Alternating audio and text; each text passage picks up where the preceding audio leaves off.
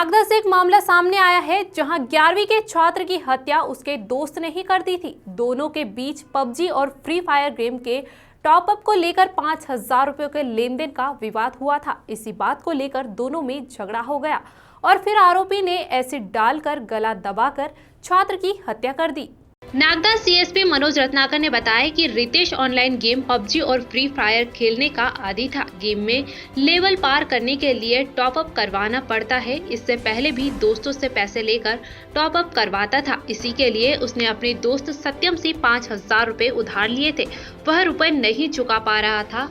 इसी कारण शुक्रवार रात आरोपी सत्यम और नीतीश के बीच झगड़ा हुआ और फिर सुलह भी हो गई, लेकिन सत्यम ने इस बात को अपने दिमाग पर ले लिया और अपने दोस्त को मौत के घाट उतारने की ठान ली। सत्यम व रितेश दोनों की सुलह के बाद एक खेल रचा और एक एसिड की बोतल मौत के घाट उतारने के लिए ली ताकि उसकी शिनाख्त ना हो सके।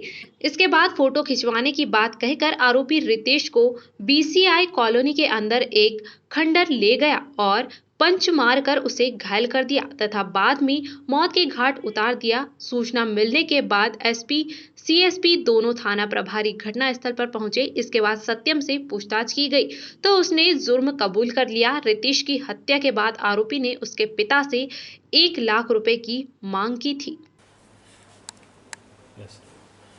दिनांक 9/6/2021 को नागदा क्षेत्राधिकार से नाबालिग रितेश के गुमने और उसके बाद उसके मर्डर हो जाने से इस पूरे घटनाक्रम में ट्रेस करने में श्रीमान एडीजीपी महोदय उज्जैन श्री योगेश देशमुख साहब, पुलिस अधीक्षक उज्जैन सत्येंद्र कुमार शुक्ला साहब, एडिशनल एसपी आकाश भूरिया साहब, हमारा और नागदा टीआई साहब श्यामचंद शर्मा जी और इनकी पूरी टीम के द्वारा ये प्रथम 12 घंटे में सफलता हासिल कर ली गई थी इस घटनाक्रम को स्पष्ट करने में।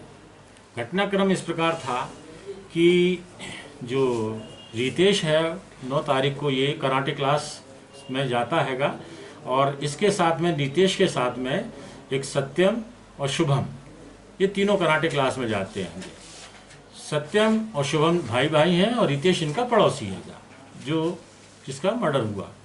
ये तीनों क्लास में गए वहाँ पे और शाम को 6:30 बजे वहाँ से ये छूटे।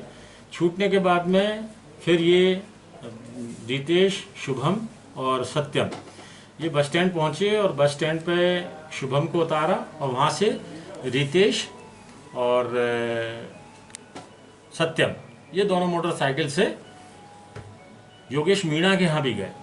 वहाँ पे कुछ बात करी, उसके बाद में फिर योगेश मीणा के यहाँ पुनः ये आए और रितेश को लेकर के सत्यम ये बोले चलो फोटोग्राफी करते हैंगे। चलते चलते ये बीसीआई चौराहा जो है उसके पीछे गोडाउन है, पुरानी के खंडर बना हुआ है, इसको वहाँ पे ले गया और ले जाने के बाद में इसने वहाँ पे बोला कि चलो अपन फोटोग्राफी करते, उस खंडर के अंदर ले गया। चूँकि सत्यम को रितेश से पैसे लेने थे 5,000 रुपये, जो पहले मोबाइल गेम खेलते थे और मोबाइल गेम खेलने के आधार पे इसने रितेश ने सत्यम से 5,000 रुपये लिए थे। तो 8 तारीख का ये घटनाक्रम था कि रितेश काफ़ी पहले से पैसे मांग रहा था, 1 महीने हो गया था। तो 8 को इनकी कुछ बहसबाजी भी हुई थी और बहसबाजी में गाली गलौच हुई थी।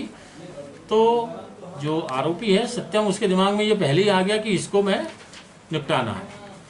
और जब 8 तारीख को उसके क्रम में आया तो उसने बहुत भूमिका रची। 8 तारीख को यहाँ से मार्केट से एक उसने एसिड लिया जो लेटरिन वगैरह में साफ़ करते हैं, उसको ले जाके एक बोतल पहले ही उसने बिरला ग्राम में खंडरों में रख दी और फिर इसको कराटे की क्लास 9 तारीख को फिर ये उसको वहाँ पे छोड़ के और रितेश को लेकर के चलो फोटोग्राफी के बहाने से वो ले गया वहाँ खंडर में और वहाँ पे खंडर में ले जाने के इससे 5,000 रुपये मांगे।